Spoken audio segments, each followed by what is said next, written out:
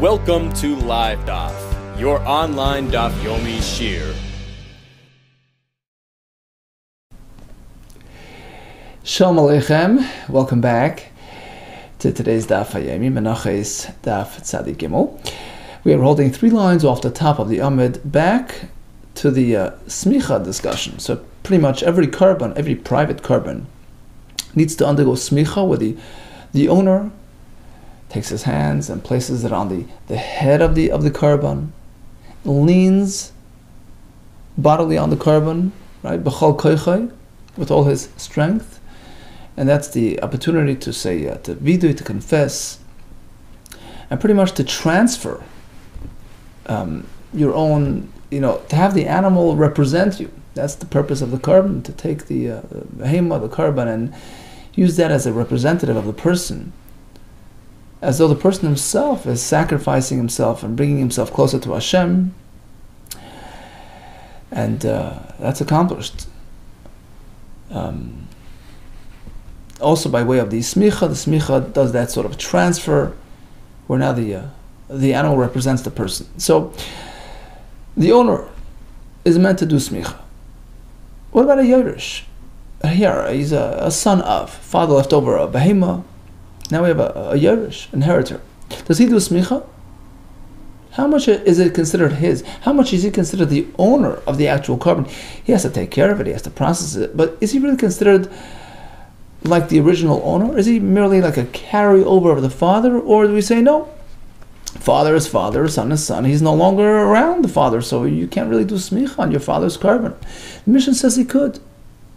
Son is considered a carryover. Hayirish soimech, he will do smicha. The Mishnah continues, actually it pertains to another halacha as well. He'll do a tumura. If he chooses to make a swap, you're not supposed to, but if you do the tumura, it works as well. Tani Rav Chananya Kamei Rava. Rav Chananya presented a brisa to Rava where it states just exactly the opposite.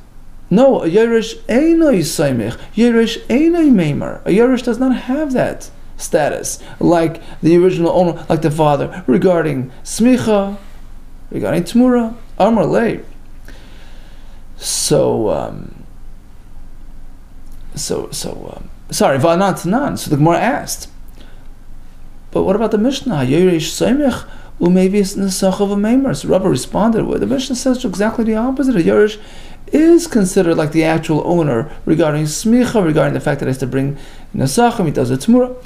Amarle, so the Rav Chananya, who presented the opposing view, says, Amarle, if choish, I switch around the version of that brisa, meaning I switch the halacha to make it in line with our Mishnah. Amarle says, no need. There are differing opinions. Says, Lai, Masnisa, your brisa has a different opinion. Mani, who's speaking? Rabbi Yehuda. Rabbi Yehuda, who says that in fact the Yerush cannot do smicha on the father's korban. The son, you have a brisa where he clearly articulates his position in opposition to the Chachamim who say Yerush can do smicha. He disagrees. The son Yerush soimech Yerush meimer. According to the Chachamim, Yerush can do both. Rabbi Yehuda, no, Yerush einoi soimech, Yerush einoi meimer. Might happen to Rabbi Yehuda. Why? According to Rabbi Yehuda, can a Yerush not do smicha? Because we have the word karbonai, which we discussed yesterday. Actually, it says it 3 times by the Shlomim, and we learned karbonai. It has to be his. He has to be the original owner. We learn karban of it, but he can't do it on his father's karban.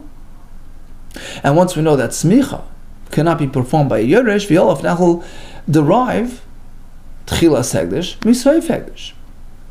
Just like smicha which is at the very end of the life cycle of the korban, it's called soif hegdish, right before the shchita. Just as that cannot be done by a yerush, likewise tchilas hegdish, the initiation. In this case, we're talking about the tmura process, which sort of initiates a new hegdish on a new korban. It's a swap, but it's sort of an extension. Basically, you're initiating a new hegdish. We compare one to the other.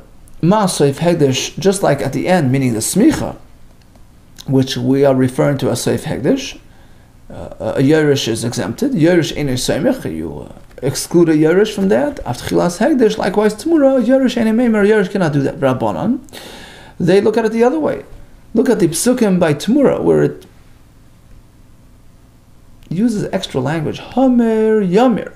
He will make a tmura, extra language is l'rabes asayorish, to include a yerish on his father's carbon. And now they go the other way. By extension, smicha will apply to a yerish as well. Why? If they learn soif hegdish, mitchilas hegdish, the end from the beginning. Matchilas hegdish, just like Tamura, which is considered the beginning in this context, yerish can do meimer. Af soif hegdish, likewise smicha, which is at the very end of the process, yerish can be soimich.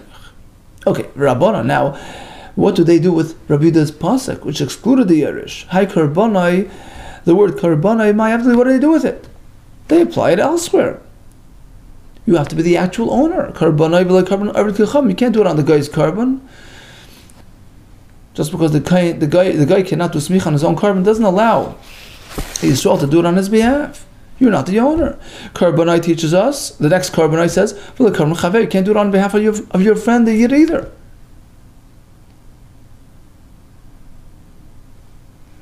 Perhaps there would be room to think that a guy, since he can't do it on his own, you can do it for him.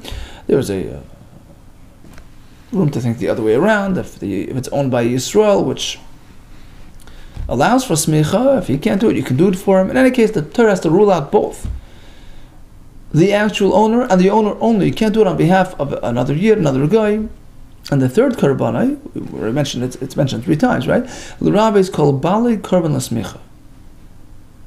It's instructing all the owners to do smicha. So you have a carbon that's jointly owned by many people, called Bali carbon. Everyone has to do smicha. You can't rely on one on behalf of the rest. Okay? So according to Rabbanan, the 3 mentionings of the word karbanai have all been used up for different halachas. Now, Rabbi Yehuda, back to Rabbi Yehuda, who already used one karbanai to rule out the yerish, so he only has 2 available. How does he know these 3 halachas? The rabbi is called Bali Karban L'Smicha Leslie. He doesn't hold of this 3rd halacha. He holds that if a carbon is jointly owned by many individuals, one can do it on behalf of everybody else. Vinami Islam, even if he holds of the halacha, you can still squeeze all 3 halachas into the 2 psukim that are left and available. Why? Because 2 of these halachas can be learned from the same pasuk. The fact that you cannot do smicha on behalf of a goy's carbon, on behalf of a Yisrael carbon, that's basically the same idea. You need the actual owner. So, both those halachas, Michad Kornafka is sourced in the same pasuk. So now you have 2 left over. Vayachulu Trei Kroy, you have 2 left over. Okay, one is Chad Korbani, one is V'loy Karban Aviv to exclude the Yerish vis-a-vis his father's carbon. V'idach, the remaining Korbani, L'Ramos, to obligate all the owners. Kol Bali Karban L'Smich. One more question. Rabbi Yehuda, what is it with the Rabbanan's pasuk, which they use to teach that a Yerush can do all these things? It's coming for a different purpose, to enable, to empower a woman to do Tamura. Why would I think otherwise? Asanya. If take a look at the psukim by Tamura, it says, Lo yachli, he will, Lo yamir. It's male tense. How do you include a woman? How do you know a woman has the power to make Tamura? Tamalaymar comes to pasuk with the additional language, Hamer Yamer. That extra expression extends it to an Isha as well. V'Rabbanan, how do they know the Isha? Darshi me v'im.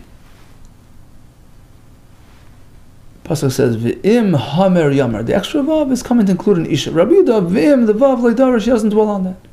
Okay, so in conclusion, smicha is performed by the owner and the owner only. You can't do it on behalf of another yid, on behalf of a guy. What about a yerish? According to Rabbanan, the answer is yes. According to Rabbi, the answer is no. Says the Mishnah, Kol Samchen. Everybody has the ability, every owner has the ability to make smicha, except if one doesn't really have proper deya, proper intelligence. Chutz mecherish, deaf mute, shaita, deranged, v'katan, a minor. V'suma, even a blind man is excluded. Why? We'll see in the Gemara, but kacham a guy as well. V'evet. You can't have your slave do it on your behalf. V'shlich, or to ask a fellow yid to do it on your behalf. Well, isha, a woman cannot do smicha, whether she's the owner or doing it on behalf of the husband. Continues the mission of smicha. This procedure is really shiari mitzvah. It's a secondary element within the process. It's not really primary. It's not critical to the process, but it is important. We are on the animal of smicha done al roish, on the head, using both hands. Where did you do smicha on the Beis Hamikdash? In the same spot, in the same location as they're going to do the shchita, momentarily, and the reason is because it's one following the next. We don't want interruptions. If it take a smicha shchita, the shchita follows immediately. It immediately follows the smicha without interruption. It's like one continuing. Says the Gemara, I understand why those three individuals are not able to do smicha. They don't have proper intelligence. Even a guy is excluded. The pasuk says Bnei Yisrael will do smicha. A guy is not allowed. My time away. What's wrong with a blind man? There were two ways to understand this. Two sources. One source did as follows. We learn smicha. We learn the halacha of smicha by a regular carbon from where? From the smicha mezikne eda. That's by the par helam dava shel tzibur, which we discussed yesterday, where the zikne eda, the elders, the Sanhedrin will come to smicha. We compare it to that type of smicha, and as Rashi explained, just like over there, we know there were no blind people involved, because in the Sanhedrin we needed unblemished people, judges. So just as over there they were not blind, likewise every smicha involves only that type of person. The other one sourced it as follows. Asa, we learn smicha. We learn the halacha of the smicha bayas from smicha me'ilas re'iyah, which is the oila that a person brings when he visits the Beis Hamikdash, right? It's an oilas re'iyah. And we learn Gzeira Shava, smicha here, smicha there. And just like over there, a summa was exempted. Rashi brings that person has to have fully functioning eyesight to be chayiv in visiting the Beis Hamikdash and bringing the korban. Hence we know that every smicha would not apply to a blind man. Ask the Gemara, so why did each one of these choose his source over the other one? The one that chose oilas re'iyah, my time why doesn't he learn from the zikne eda? We turn to Talmud Bavli. The answer is it's a different type of korban. Done and yachad, he prefers learning a private korban from another private korban, as opposed to learning from a public korban, which is a different type of circumstance. Done and yachad, we don't learn a private korban mitzibur from the public korban. Okay, the one that chose, that prefers zikne eda, why did he choose that over this? My time why didn't he go to oilas re'iyah? Done in midi d'chsibei smicha b'gufei, we prefer clarifying and elaborating the specifics of the smicha procedure in a korban where smicha is actually stated, right, which is like a shlamim, right, where the smicha is mentioned. And we'll go to another similar phenomenon which also discusses smicha on site. Immediately from another korban, where smicha is mentioned on site, lafuke, which is the parallel davar, where smicha is actually expressed. Lafuke, as opposed to going to oilas re'iyah, where the interesting thing is that there's no smicha mentioned on site there. So how do we know that oilas re'iyah has smicha? Because he comes from a different place. He imports that information from a different oila. The gufa, because he in itself, ma'oilas and dava gomer, learns from a voluntary oila. Just as there's smicha by a voluntary oila, there's smicha by a obligatory oila. And then we're going to take that and import it to us. That's a bit too far. The Tani Tanakh there was a chacham that presented a brayso in front of Rabbi Zohar Abba and provided a source for smicha by a oilas choiva. So you have an example of oilas choiva in the Mishkan, by the Miluim, where Aaron HaKohen brought the oila by Akaras oila. He processed it. He did it kamishpat, the way it's meant to be. Now, what does that mean? The way it's meant to be, kamishpat oilas nedava. It's meant to model the process of a voluntary oila. Just as there's smicha there smicha here. And lima, this teaches us al oilas chayva shtuna smicha. That smicha applies to an oilas chayva as well as an oilas nedava. So now we know the oilas re'iyah, which is an oilas chayva, requires smicha, and then we'll have to bring that over to a regular korban like a shlamim. That's too far. He prefers a more direct route. And therefore, he prefers sourcing it in the halacha of the parallel davar, where smicha is actually explicitly stated on site. Ve'eved, v'shliach v'isha, a person can't have a slave, a shliach, a woman, do smicha on his behalf. Tan Rabbanan, why? Yadai. Pasuk mentions yadai many times. By the korban shlamim, actually 3 times, and we learned that it has to be personal. He has to use his hands rather than doing a shliach. Yada v'lo yad avdoi, not his slave. Yada his hands. V'lo yad shluchai, a regular shliach. Yada v'lo yad ishtoi. So not only is an isha exempt from her own smicha on her own korban, she can't even do it on behalf of her husband. Kol hanei lamali, why does the Torah have to express all these exclusions. I mean, once you say it has to be you, of course, we understand, not the Eved, not the Shliach. The answer is each one has its own lesson. Because Rahman Echad, if the Torah only mentioned Yadai once, I would say, okay, you can't use a slave because a slave is not really on the same level as a regular Yisrael. The bar mitzvah. He's not bar mitzvah. Bar mitzvah, if you use a fellow Jew who's a bar mitzvah, we know that generally you can use an agent to do a mitzvah for you. Perhaps this is no different. Maybe you can do it for you. No, answer is he can't. The Mefarshim asks, so why not? I mean, how does that fit with the general formula of Shilucha Shaladim Kamoisa? Typically, you can have somebody do an act, a mitzvah, a transaction on your behalf. So the answer is, yeah, that's when the point is to have something accomplished, have something done. But when it's something which is personal, like a mitzvah shebegufa, like tefillin, you can't have somebody put tefillin on your behalf. And here as well, once the Torah says yada, you got to use your hands. It's your hand. You can't have somebody do this for you. You can't take his hand and have it as though it's your hand. It's his hand, not yours. Right? Torah requires this specific limb, this specific part of your body to be involved in this ma'isa. You can't have somebody do it for you. Okay, so that's what we know from these psukim. And then finally, the Ashmin Hanitarti. Had the Torah only mentioned no Eved, no Shliach, yeah, the Laka Gufei Dami, because these are random people, not really considered your guf, Aval Ishte, but your own wife, the Gufei Dami, which has a status of your guf. Ema Tismech, perhaps she can do smich on your behalf. Perhaps it does qualify as Yadai. Tzricha, no. It says the Torah has to be you and only you. Smicha Shir Mitzvah. As important as smicha is, it's Shir Mitzvah. It's secondary. But the pasuk seems to say, "V'samach v'nirtza." Smicha makes ritza, makes the carbon be accepted. And the question is, really? We always learn that the blood, the dam on the mizbech, that's what accomplishes atonement and kapara and ritza and acceptance.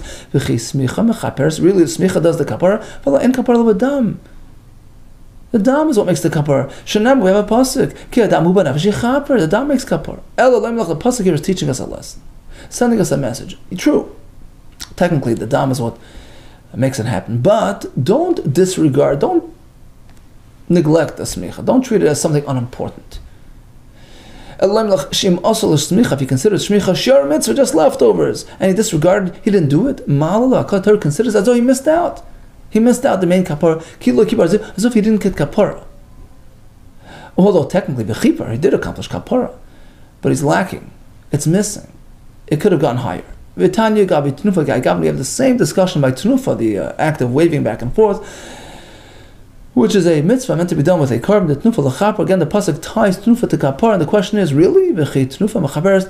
Tenufa is what generates kapara. V'alay in kapara v'dam. Dam generates kapara. Shnamar, as the pasuk says, ki adam hu b'nefesh yichaper. Again, the message is, it's important. The pasuk is teaching us shim asal tenufa sheyar mitzvah. He considered tenufa like leftovers. He disregarded it. Torah considers, oh, he missed out on the kapara, although technically the keeper, on a minimal level, he did do kapara, but he's missing out on the complete kapara. Alareish. Where do we do smich on the animal? On the head. Tanarabanon. So the pasuk mentions roish many times, and this teaches us exactly, precisely, where to do the smich on the animal. Yodoi ala roish tells us, well, yodoi ala tzavar, not on the neck, on the front. It has to be on the back, so you have the animal, right, on its forelegs, you have the back, which leads up to the head. So the smicha takes place on the back, on the top of the head, ala roish, not on the neck below. The next pasuk, Yod ala roish, teaches us, v'lo yod ala gabayim, not on the back. Yod ala roish tells us, v'lo yod ala chazan, on the chest area. Kolhani lamli, why all this repetition? Just say it once, and we know where tzrichi, there's a lesson in each one. The Yikaz Rachman Achad. The Torah only say it one time. L'mutitzara would say, yeah, not the neck, because it's not on the same plane as the head, it's in the front and the bottom. Aval gabi, but on the back, the koil, the ratio which is on the same line as the head, perhaps that's okay. Tzricha, no, you can't do it there either. The Torah would only rule out these two locations, because these locations have nothing unique. They're not involved in the tnufa, so that's why they're not involved in smicha as well. Aval chaza, but the chest area, there's tnufa, because by Islam, you take the chaza after the shechita, you do tnufa, so perhaps because of its uniqueness, it would qualify for smicha as well. Tzricha comes the pasuk and says, no, on the head and the head only. Imaylu, Yadal Tzadimau. What if you do it on the head, on the side of the head? Tashma, answers it doesn't work. The Tanya, Avabira, Brablezer, Yaakov Aimer, Yadal Roisha means on the back of the head, literally, V'lo Yadal Tzad, not on the sides. But Yeram, I have a question regarding Chatzitza. How direct do you have to do smicha? Matlis, you have a piece of material between your hands and the head. Ma'asha Tachais. Does that pose a barrier? Do you have to actually touch the animal? Tashma, yep. Ubavad, provided. Shaloi tehedavar chaytzitz. Beinoi leben hazevach. Can't have anything between your hands. Your skin has to actually touch the zevach. As we said before, it has to be a direct personal transfer. Ubashtei yadayim. Both hands are needed. You can't use one hand. We're not how do we know? Amar Shlokish. Look at the pasuk. Amakra. This is back in the Miluim. V'samach Aaron eshtei. He took both yadav. Now it's spelled yud dalad vav, which could be read yadai singular one hand. Although we read it yadav, but it's spelled yadai, and that has hidden meaning to it. There's a lesson to it. Look, ksiv yadai. In its spelling, it sounds like it's one hand. Yadai singular. But then the pasuk uses the number 2 right next to it. Uksiv shtei. What does this teach us? Zebanav. This is an example for us. Kol malkam shnema yadai. Where do we have the word yadai? Don't think it's one hand. In this context, one hand means both hands. It's a pair of hands. Like, give me a hand, right? I don't mean just one hand. It means, right? So here as well by smicha, since it's spelled as yadai as single, and it's next to the word shtei, to tell us that even yadai, which sounds like singular, when it comes to smicha, it means both hands. Harikenstein. Unless the Torah specifies otherwise. Until the Torah specifies that it's one, we assume it's 2. Now, Belazar heard this interesting source from Rish Lakish, and he went and he broadcasted in the Beis Medrash, in the Yeshiva, Amrullah Shmati, he relayed this concept, maybe the Rosh and Beis Medrash, without attributing it to the source, without mentioning Rish Lakish by name. Shamar Rish Lakish heard what happened.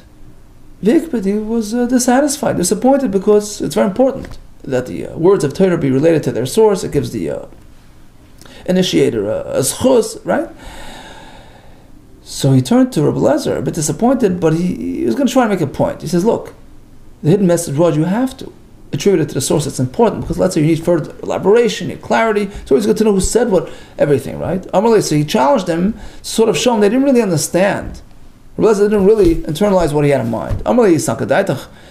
If it's true what you're saying, whenever it says yada, it means really 2. So I have a question. Look throughout the Torah, you find many times it says yadav, plural. Why? Just say yadai for the same money. It also means 2. Lamali. Yadav. Why does the Torah repeat yadav so many times? And he found no less than 24 examples. Actually, Esher Medal Yadav, he found 24 examples of yadav. Yadav Teviyana, Yadav Ravaloi, Yisikeles Yadav, Yaakov Avinu, right? So Belazar was stumped, Ishtik. Lebasa Nachdati, after Rish Lakish was at ease, Amalei. He turned around and he explained to him. He says, let me explain to you what exactly I had in mind. My tamali, you could have told me like this. Yadav the smicha ka'amri. We're talking about the word yadav by smicha. This rule only applies to the word yadav discussed in a smicha context. But elsewhere, yadav means one-handed. If you want to say 2, you have to say yadav. What do you mean? But smicha namiksiv, even by smicha we find a pasuk. This was Moshe Rabbeinu did smicha. Physically, he did smicha on Yeshua's head as a way of transferring the authority over to Yeshua. It says yadav, and according to Rish Lakish, by smicha it merely has to say yadai, and it already means 2. No, smicha the beim ka'amri. I was referring to smicha regarding an animal, a different type of smicha. So smicha on the animal is similar to smicha on a person, but it's a little bit different, right? So we're talking about smicha of a carbon. There we have from the pasuk where it says shtei yadai, that we learned that yadai means 2. Hence, by smicha, even though it only says v'samach yadai, yadai means a pair of hands. The Mishnah concluded, u'b'makay she'samchen sheichten tekev l'smicha shchita. My comment, what is the Mishnah saying? Hachi, it's one continuous sentence. It's one point. So the question was, why are the 2 things connected? Rashi explains. Actually, he says, what's the point of repeating ourselves? Once it says that smicha and shchita are close proximity, time-wise, it's one follows the next. And of course, you have to do the smicha where you're going to do the shechita. Says exactly. That's exactly what the Mishnah is saying. It's just explaining itself. The Mishnah means like this. You do the smicha where you do the shechita, right? Right, in the same place in the Azara. Why? Should take it because one leads to the next. You can't have time in between, and that's why make sure to do the smicha in the same location in the Beis Hamikdash where you're about to do the shechita, so there's no hefsek. Okay, so in conclusion, we learned about everybody being able to do smicha except for chereshet v'katan, summa. We have two sources: a goy, evet shliach ve'isha can't do on your behalf. Although smicha and likewise tufa are not really critical to the process, but they're important, and they elevate the kapara status of the carbon. We learned that the smicha takes place ala roish only without chatzitza, using both hands. All the best to you, and atzlacha.